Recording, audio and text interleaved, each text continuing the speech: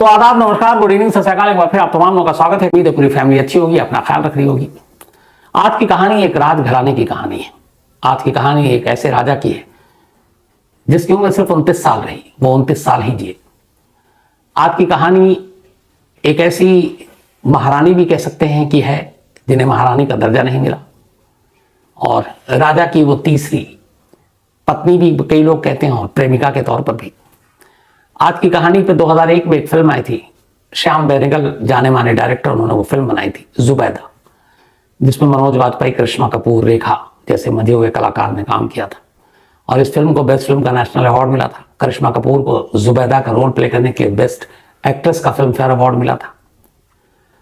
और इस फिल्म की स्क्रीन प्ले जो लिखी थी वो किसी और ने नहीं लिखी थी, बल्कि असली जुबैदा के बेटे खालिद मोहम्मद ने लिखी थी। खालिद मोहम्मद एक जर्नलिस्ट, एक फिल्म क्रिटिक, फिल्म फेयर जो मैगजीन है उसके लंबे वक्त तक एडिटर रहे, कई न्यूज़पेपर में काम किया, कई फिल्मों को डायरेक्ट भी किया, जिसमें एक फिजा आपको याद होगी, ऋतिक रोशन और करिश्मा कपूर उसमें भी थी। तो एक जाने माने जर्नलिस्ट, जाने माने फिल्म डायरेक्टर। कहानी जुबैदा की है, और जुबैदा के जरिए कहानी इस देश के बड़े गिने चुने ऐसे राजाओं की है जिनकी मौत सिर्फ 29 साल की उम्र में हो गई थी। कहानी जोधपुर के राजा हनवंत सिंह की है। राजा हनवंत सिंह जिनका जन्म 16 जून 1923 को हुआ था, और ये जोधपुर राजघराने से ताल्लुक रखते हैं। बात आजादी के वक्त की है। 1947 से पहले जब ये तय हो गया कि इंडिया और पाकिस्तान का बंटवारा होगा, और फिर भौगोलिक एरिया और धर्म और मजहब के हिसाब से गिनती करके जो जिस इलाके में उससे हिंदुस्तान और पाकिस्तान बनेगा, तो उस वक्त अलग अलग बहुत सारे रियासत, बहुत सारे राजा हुआ करते थे, रजवाड़े हुआ करते थे। तो राजस्थान में भी ऐसी बहुत सारी रियासत थी। आज़ादी के वक्त या जब बंटवारा हो रहा था तब कहते हैं कि राजस्थान में कुल 22 रियासतें हुआ करती थी, यानी कि 22 अलग अलग राजा हुआ करते थे।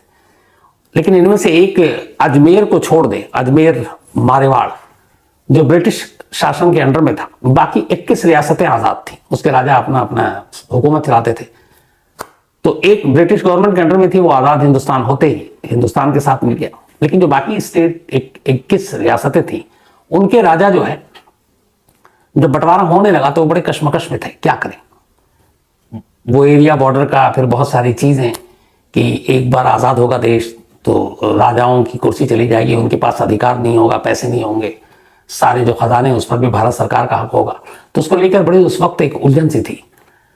तो कहते हैं कि शुरुआत में जोधपुर के राजा हनवंत सिंह इन्हीं चीजों को देखते हुए उन्होंने जिन्ना से मुलाकात की थी, और एक वक्त उन्होंने सोचा था कि वो पाकिस्तान के साथ मिल जाए, और जिन्ना के सामने कई शर्तें भी रखी थी। जिन्ना सारी शर्तों को मानने के लिए तैयार हो गए।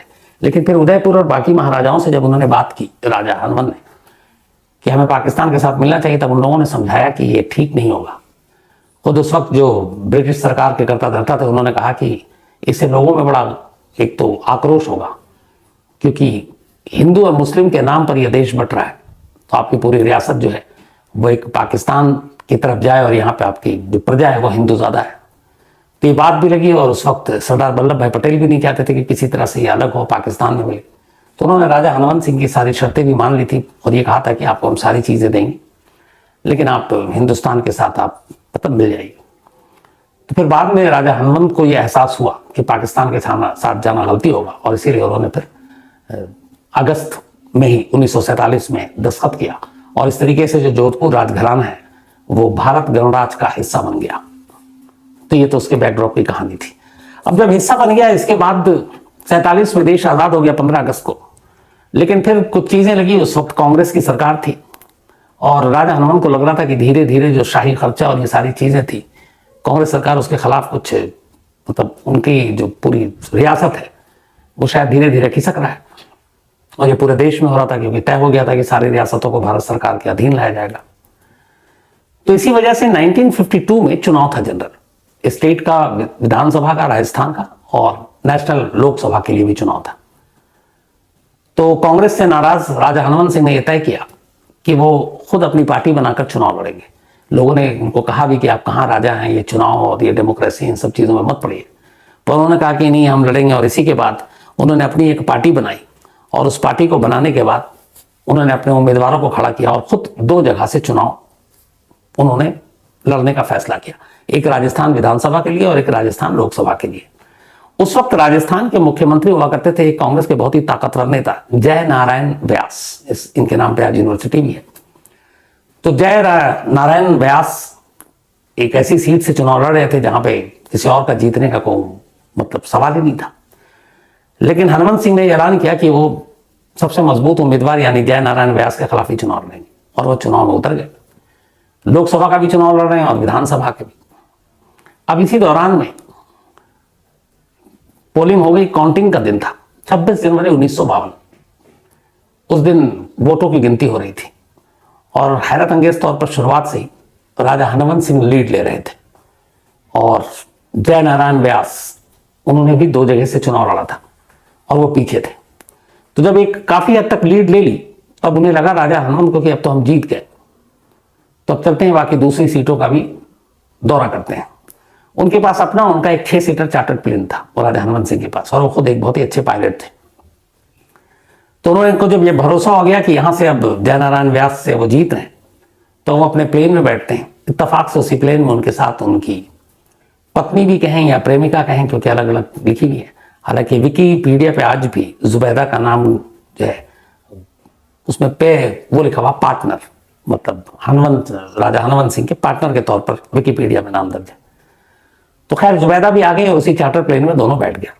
राजा हनुमंत सिंह अब चुनाव वो प्लेन उड़ा रहे हैं। करीब जोधपुर से 70 किलोमीटर दूर अभी ये प्लेन उड़ा और ये आखिरी इन लोगों की उड़ान साबित हुई। प्लेन किसी बिजली के तार से टकराती है और उसके बाद क्रैश कर जाती है। इस हादसे में राजा हनुमंत सिंह और जुबैदा दोनों की मौत हो जाती है। जिस वक्त उनको मौत हुई तब तक उन तक ये खबर ही नहीं पहुंची थी कि दोनों चुनाव बाकी स्टेट का नतीजा क्या हुआ। हालांकि दोनों चुनाव लोकसभा का भी और विधानसभा का भी राजा हनुमंत सिंह जीत चुके थे, लेकिन इस जीत की खबर उन तक पहुंचती उससे पहले मौत आ गई थी। तो एक प्लेन क्रैश में राजा हनुमंत सिंह और जुबैदा इन दोनों की मौत हो गई। उनकी मौत के बाद फिर इन्हीं दोनों सीटों पर, चूंकि वो जीते लेकिन उनकी मौत हो गई, तो बाई इलेक्शन हुआ यानी उपचुनाव। आजाद हिंदुस्तान में कहते हैं कि ये पहला बाई इलेक्शन या उपचुनाव जो था यही चुनाव था जो राजा हनुमंत सिंह की मौत के बाद हुआ था। उससे पहले बाई इलेक्शन इंडिया में इंडिपेंडेंस के बाद नहीं हुआ था। अब इस हादसे में मौत हो गई। यह हादसा क्यों हुआ, प्लेन क्रैश कैसे किया, ये एक सवाल था। लेकिन इस सवाल तक बढ़ूं उससे पहले अब थोड़ा सा पीछे चलते हैं इस कहानी में। राजा हनुमंत सिंह जिनका जन्म 1923 में हुआ था, जब सिर्फ इनकी उम्र 20 साल के करीब थी, तभी इनकी जो शादी है वो वडोदरा जो आज है पहले बड़ौदा हुआ करता था, वहां की राजकुमारी कृष्ण कुमारी से हुई थी 1943 में। तब 20 साल की उम्र थी राजा हनुमंत की।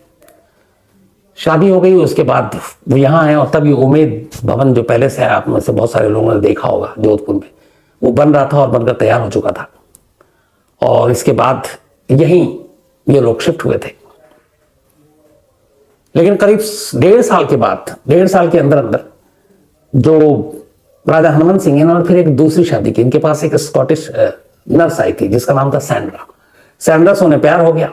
फिर उसके बाद उन्होंने सैंड्रा आई और अब यह हुआ कि कैसे करेंगे, तो फिर सैंड्रा को बाकायदा उसका धर्म परिवर्तन हुआ और उसके बाद उससे शादी हुई।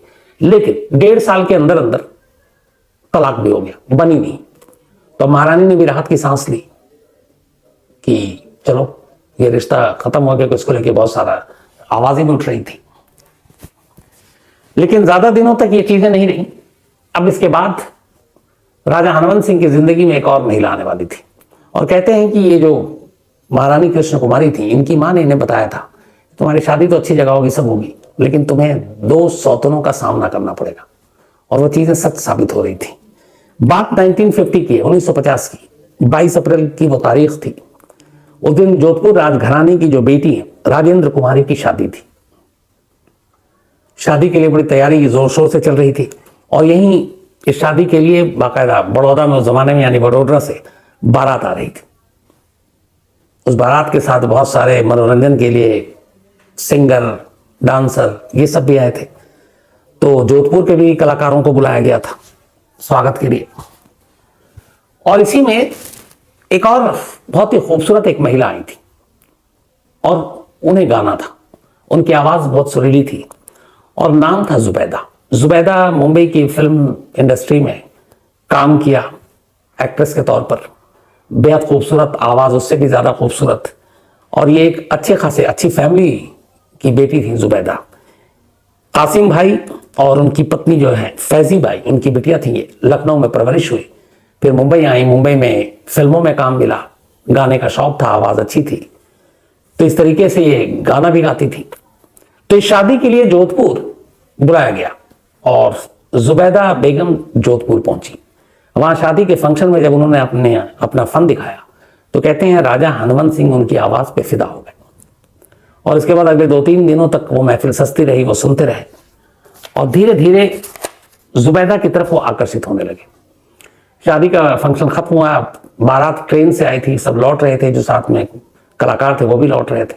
जुबैदा बेगम भी उसी ट्रेन में बैठ गई, लेकिन अगले ट्रेन स्टेशन आते आते उनकी तबीयत खराब हो गई, तो उनको वापस ट्रेन से उतारा गया और फिर वापस जोधपुर लाया गया। जोधपुर आने के बाद पता चला राजा हनुमंत सिंह गए देखने के लिए, और इसके बाद अब फिर उन्होंने उनके लिए गाना गाना शुरू किया। धीरे धीरे दोनों करीब आते गए। इसके बाद खैर वो फिर ठीक हुई, वापस मुंबई चली गई। अब राजा हनुमंत सिंह को याद आने लगी, फिर वो खुद मुंबई गए, मुंबई में जाकर मिले और अब दोनों इतने करीब आ गए थे कि इसके बाद वो जुबैदा बेगम को वापस जोधपुर ले आए। अब लेकिन जोधपुर में तब तक उनके और जुबैदा के रिश्तों के बारे में अफवाहें फैलनी शुरू हो गई थी, चर्चा होने लगा। अब यहाँ मसला ये था कि राजा हनुमंत सिंह और ये मारवाड़ का पूरा जोधपुर की सल्तनत, और जुबैदा एक मुस्लिम, तो एक हिंदू राजा और एक मुस्लिम के साथ कैसे, क्योंकि राज परिवार में बहुत सारी ये चीजें देखी जाती। तो इसी वजह से कहते हैं कि जब आवाज उठने लगी तो फिर बाकायदा उमेद भवन जिस पैलेस में रहा करते थे राजा हनुमंत सिंह, जिसमें महारानी भी उनकी रहा करती थी, उन्होंने उस जगह को छोड़ दिया जुबैदा के लिए और ये पहुंच गए मेहरानगढ़ के किले में जुबैदा को साथ लेकर। अब वो वहां साथ रहने लगे दोनों, जुबैदा और राजा हनुमंत सिंह। रहने के दौरान ही कहते हैं कि 17 दिसंबर 1950 को, 17 दिसंबर 1950 को जुबैदा बेगम का फिर धर्म परिवर्तन उन्होंने किया और उसके बाद जुबैदा से उनका अब जो नया नाम हो गया वो विद्या रानी हो गया। और आर्य समाज मंदिर में बाकायदा ये सारे चीजें हुई धर्म परिवर्तन को लेकर, और अब वो विद्या रानी हो गई थी, क्योंकि जुबैदा और हनुमंत सिंह दोनों प्यार करते थे एक दूसरे को, और अब उन्होंने तय कर लिया था कि साथ रहेंगे। अब इससे बहुत सारे इतिहासकार कहते हैं कि दोनों ने शादी भी कर ली थी, लेकिन बहुत सारे कहते हैं कि शादी नहीं की थी। खुद जो राजा हनुमंत सिंह के बेटे हैं और इस वक्त है गज सिंह, उनका यह कहना था कि जुबैदा महारानी नहीं थी, यानी कि उन्होंने राजा हनुमंत सिंह से शादी नहीं की थी, बल्कि गज सिंह के पिता हनुमंत सिंह, उन्होंने कहा कि वो उनकी कंपेनियन थी और राजघराने में उन्हें परदायत का स्टेटस दिया गया था। परदायत मतलब वो जो पर्दे में रहे। तो दोनों चीजें हैं, कुछ लोगों का कहना है कि उन्होंने शादी कर ली थी, कुछ लोगों का कहना है कि शादी नहीं की थी और वो एक कंपेनियन या एक पार्टनर के तौर पर रहा करती थी। अब जुबैदा के प्यार में राजा ने अपना शानदार उमेद भवन पैलेस छोड़ दिया, मेहरानगढ़ के किले में रह रहे हैं। इधर सरकार से भी उनकी बन नहीं रही है, क्योंकि अब धीरे धीरे यहाँ पे सरकार थी और वो बहुत सारी चीजें थी जो वादे हुए थे पूरे नहीं हुए थे। लेकिन घर के फ्रंट पे भी कई चीजें चल रही थी। इश्क मोहब्बत के बाद जुबैदा को लेकर बहुत सारी बातें उठ रही थी। अच्छा, उधर जुबैदा की यहाँ आने से पहले भी एक शादी हो चुकी थी और उस शादी के बाद वो ज्यादा दिन तक रिश्ता चला नहीं, तो जुबैदा फिर अपने पहले शौहर से अलग हो गई। लेकिन तब तक उनको एक बेटा हो चुका था और उस बेटे का नाम था खालिद मोहम्मद, जिसके बारे में मैंने आपको शुरू में बताया। तो अब यहाँ विद्या रानी के नाम पर जुबैदा उसी मेहरानगढ़ के किले में रह रही हैं राजा हनुमंत सिंह के साथ। और फिर 2 अगस्त 1951 को विद्या रानी या जुबैदा और हनुमंत सिंह को एक बेटा होता है और इस बेटे का नाम रखते हैं हुकुम सिंह। तो हुकुम सिंह रखा गया नाम, मतलब कायदे से देखें तो खालिद मोहम्मद के सौतेले भाई हो गए। अब एक और बेटा, मतलब जब हुकुम सिंह हो गया उसके बाद उसका पलना बड़ा शुरू हुआ। लेकिन उससे पहले ही मैंने जैसा आपको बताया कि 52 में राजा हनुमंत सिंह की मौत हो गई थी प्लेन क्रैश में, जुबैदा की भी हो गई थी। तो फिर हुकुम सिंह को कुछ वक्त तक तो महारानी नहीं पाला जोधपुर की। 1984 में जब हुकुम सिंह की उम्र करीब 33 साल थी, यानी जुबैदा और राजा हनुमंत सिंह के बेटे हुकुम सिंह की जब उम्र 33 साल हुई, तो एक रोज किले के अंदर हुकुम सिंह की लाश मिलती है और हुकुम सिंह की ही तलवार से हुकुम सिंह पर ही वार किया गया था और हुकुम सिंह की मौत हो गई। हुकुम सिंह का कत्ल किसने किया? 84 की ये बात है। 16 और 23 करीब 39 साल हो गए, 40 साल के करीब। ये आज भी एक पहेली, आज भी एक राज है कि हुकुम सिंह का कत्ल क्यों किया। क्योंकि वो जुबैदा और राजा हरवंत सिंह के प्यार की निशानी था, लेकिन उसका कत्ल जिस तरीके से किया गया वो हमेशा एक पहेली है। खुद खालिद मोहम्मद ने हुकुम सिंह के कत्ल की फुल फ्लेज जांच के लिए कई बार एक तरह से आवाज उठाई और कहा कि हुकुम सिंह का कत्ल किसने किया, क्यों किया, ये सच्चाई दुनिया के सामने आनी चाहिए। और उन्होंने कहा कि जब तक वो जिंदा हैं इसके लिए लड़ते रहेंगे। लेकिन आज भी हुकुम सिंह की मौत की वजह क्या थी, कत्ल किसने किया, इसका सच कोई नहीं जानता। अब धीरे धीरे फिर वक्त बीतता है। उधर महारानी जो थी, अब चूंकि राजा हरवंत सिंह की मौत हो चुकी थी, और कृष्ण कुमारी, फिर उन्होंने ही सारा राजपाट संभाला उस वक्त, और बहुत सारी चीजें थी। एक वक्त ऐसा भी आया था, कहते हैं कि जब महल में लोग राशन उधार पे देने के लिए तैयार नहीं थे, मतलब इतनी गुर्बत और गरीबी तक आ गई थी, क्योंकि महल और सारी राजपाट का खर्चा और वो सारी चीजें मतलब झेलना भी एक मुश्किल काम होता है। लेकिन फिर धीरे धीरे चीजें दुरुस्त हुई। खुद कृष्ण कुमारी ने भी लोकसभा का चुनाव लड़ा, वो जीती, और उन्होंने अपने परिवार को संभाल कर रखा, समेट कर रखा। लेकिन जुबैदा के बेटे हुकुम सिंह और राजा हरवंत सिंह की कहानी मतलब अधूरी खत्म हो गई। इस हादसे को करीब बरसों बीत गए, 1952 में हुआ था ये, करीब 50-60 साल बीत गए। तो फिर पता चला कि जिस प्लेन क्रैश में राजा हरवंत सिंह और जुबैदा की मौत हुई थी, उस प्लेन का कुछ मलबा जोधपुर का जो सेंट्रल जेल है वहां पर जाकर गिरा था। और जब वो जेल वेल बनने लगा था तो उसके बाद पहले उन्हें ये लगा कि चूंकि जोधपुर पाकिस्तान के बराबर में है, तो पाकिस्तान कई बार वहां से बॉम्ब फेंकता है, तो उन्हें लगा कि वहीं से कुछ आकर गिरा है। तो उन्होंने उसको नीचे तहखाने में रख दिया, उस प्लेन क्रैश के मलबे को। लेकिन फिर बाद में पता चला कि ये पाकिस्तान से आकर नहीं गिरा है, बल्कि ये वो मलबा है जहाज का, जो जहाज राजा हरवंत सिंह 26 जनवरी 1952 को चला रहे थे, और जिसमें उनकी मौत हुई थी, और जिसमें उनके साथ जुबैदा थी। तो अब जोधपुर राजघराने ने यह मांग की है कि उस निशानी को, उस प्लेन के, उन्हें सौंपा जाए ताकि उसे उस संग्रहालय में यानी कि म्यूजियम में रख सकें। लेकिन उस प्लेन क्रैश को लेकर भी बहुत सारी बातें हुई। जैसे हुकुम सिंह का कत्ल की पहली आज भी पहली है कि वो प्लेन क्रैश कैसे हुआ था, उसके पीछे कोई साजिश थी। कुछ लोगों का कहना है कि जब वो प्लेन क्रैश हुआ उस वक्त राजा हरवंत सिंह और जुबैदा में किसी बात पर लड़ाई हो रही थी, लेकिन इन सारी चीजों का कोई पुख्ता सबूत नहीं है। या उस प्लेन के साथ कुछ छेड़छाड़ की गई, खराबी उसमें लाई गई, इसका भी कोई सबूत नहीं है। लेकिन उन दोनों की मौत एक रहस्य से भरी थी, और उन दोनों की जो निशानी हुकुम सिंह की मौत, वो भी एक रहस्य से भरी है, और आज भी वैसे ही रहस्य बनी हुई। तो ये थी कहानी, एक राजा, एक राजघराना, उस राजघराने में आई एक जुबैदा और उसके एक बेटे, उन दोनों के, जिसकी मौत उसी राजघराने में हुई, लेकिन उस मौत पर आज भी पर्दा पड़ा हुआ है।